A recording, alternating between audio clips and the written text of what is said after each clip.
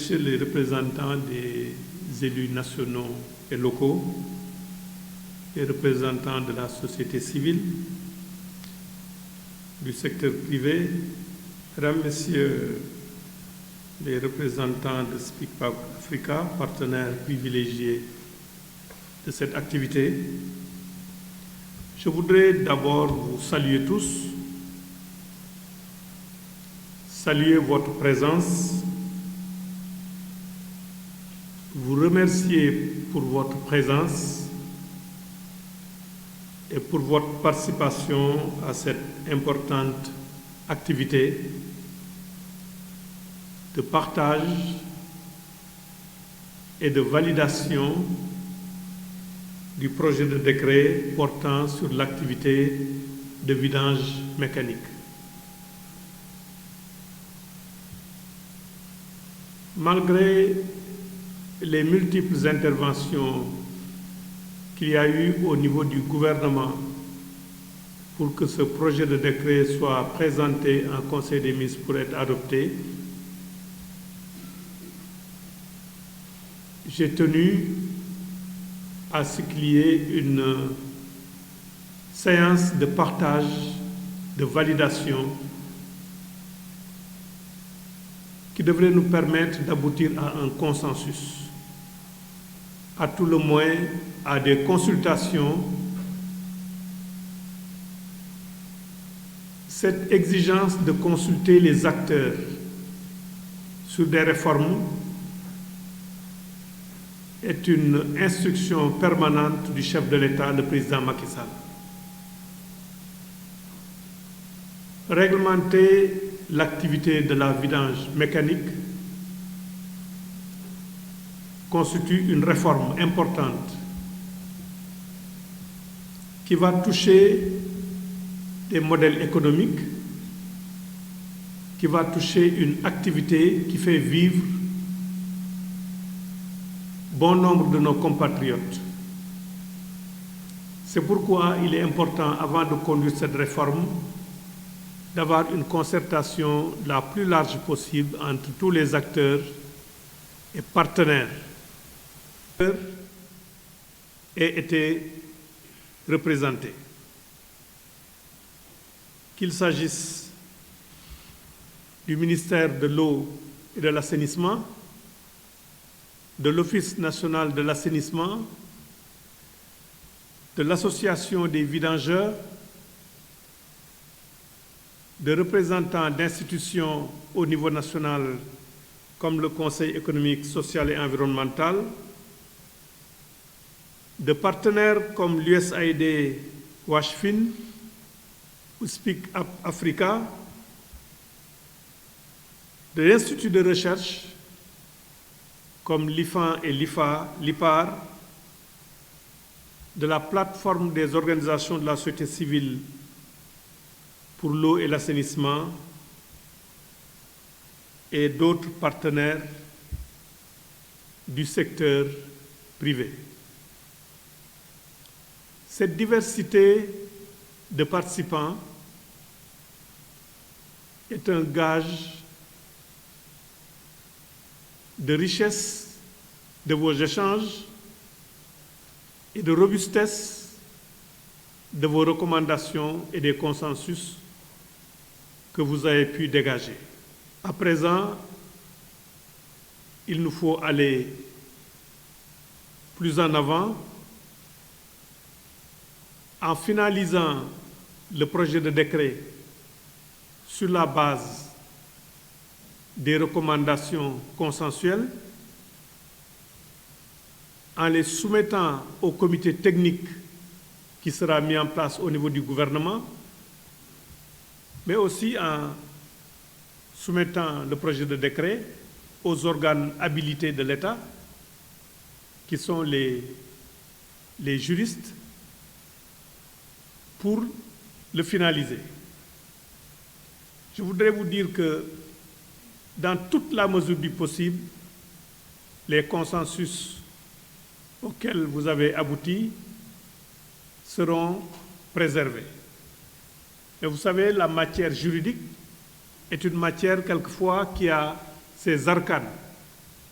le texte doit être mis en cohérence avec d'autres textes de l'État. Il appartient aux services compétents de l'État dans ce domaine de pouvoir faire cette mise en cohérence et de pouvoir adapter le texte à tout le dispositif normatif de notre pays. L'activité de vidange est une activité économique. Notre pays est cité en exemple dans le domaine de l'assainissement. Dans le domaine de l'assainissement collectif, comme dans le domaine de l'assainissement autonome, avec les progrès que nous avons faits en relation avec des partenaires pour que ce secteur de l'assainissement autonome et du traitement des boues de vidange puisse être un secteur économique rentable.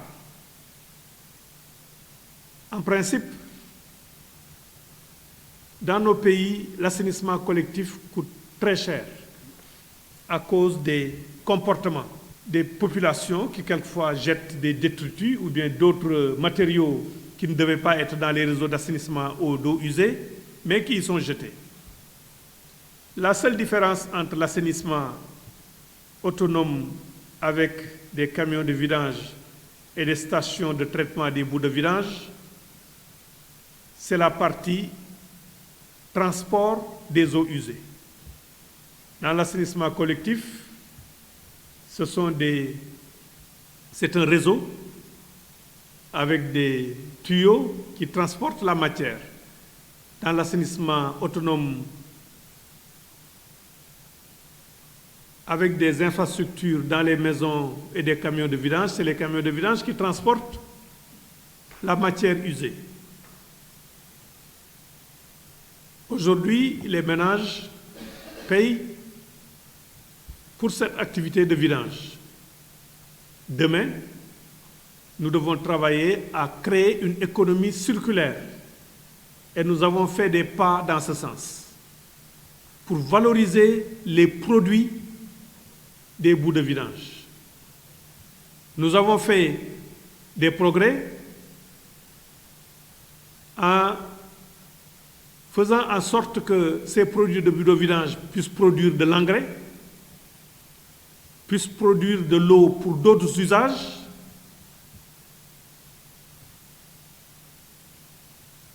et d'autres matières que nous pouvons valoriser économiquement. C'est dans ce sens-là que nous travaillons. Cette valorisation devrait permettre demain à ce que les ménages,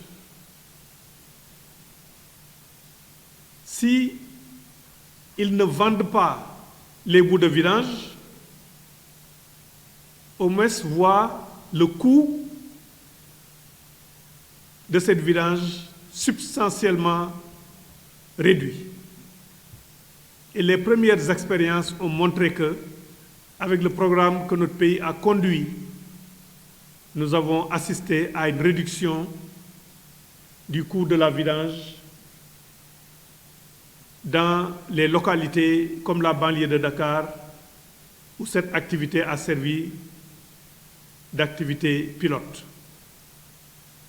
Je voudrais donc ici réitérer la détermination du gouvernement à conduire cette réforme et à faire en sorte que cette activité soit valorisée, soit reconnue, soit encadrée et s'exerce dans des conditions de salubrité, dans des conditions sanitaires qui permettent de préserver les travailleurs du secteur et qui permettent aussi de valoriser les produits qui en seront issus.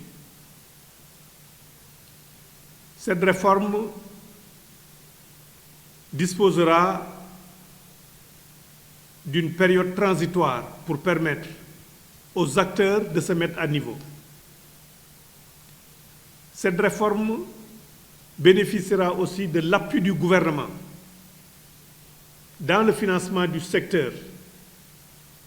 Pour cette activité, comme vous le savez, des concertations sont déjà en cours avec la délégation à l'entrepreneuriat rapide pour une ligne de financement pour l'acquisition des camions. Nous continuerons à travailler dessus avec les acteurs pour voir les meilleures conditions dans lesquelles ce financement pourra se faire. Nous aurons aussi un travail de renforcement de capacité qui est essentiel, mais aussi pour l'État, un travail d'extension de l'installation des stations de traitement des boues de vidange au niveau du pays,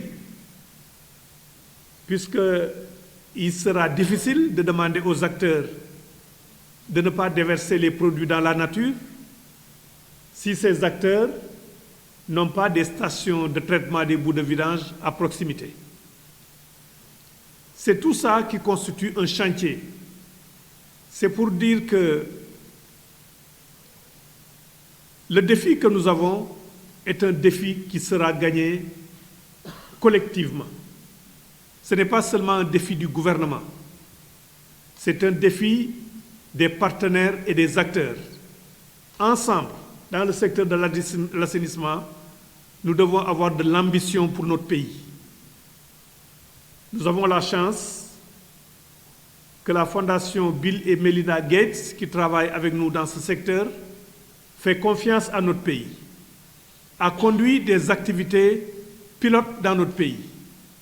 Au mois de mars dernier, on devait y être pour la visite de l'omniprocesseur qui est en cours de construction.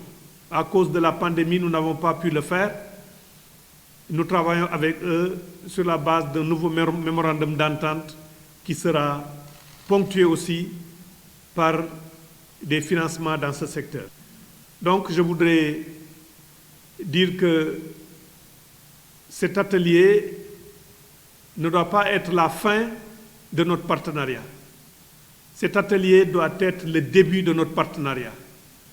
Un partenariat inclusif, un partenariat au service du secteur de l'assainissement et au service de notre pays. La concertation produit toujours des résultats et la consultation des acteurs. C'est la raison pour laquelle nous nous sommes engagés dans cette voie et si j'en juge par le nombre de participants et la qualité des participants, je suis persuadé que le projet de décret est porté par tous les acteurs et partenaires du secteur et que pour les autres défis qui nous attendent, nous allons continuer à travailler main dans la main pour pouvoir les relever ensemble. Je termine en adressant encore mes remerciements à Speak Up Africa qui a pris en charge cet atelier, qui s'est beaucoup investi pour que cet atelier se tienne, qui m'a plusieurs fois relancé sur le projet de décret. Je voudrais aussi remercier tous les partenaires qui nous appuient dans le secteur de l'assainissement autonome en particulier, et remercier aussi les associations de vidangeurs, la plateforme des organisations de la société civile en eau et assainissement, et tous ceux qui ont participé à cet atelier. Je vous remercie de votre écoute attentive et ceci met fin à notre activité de ce jour.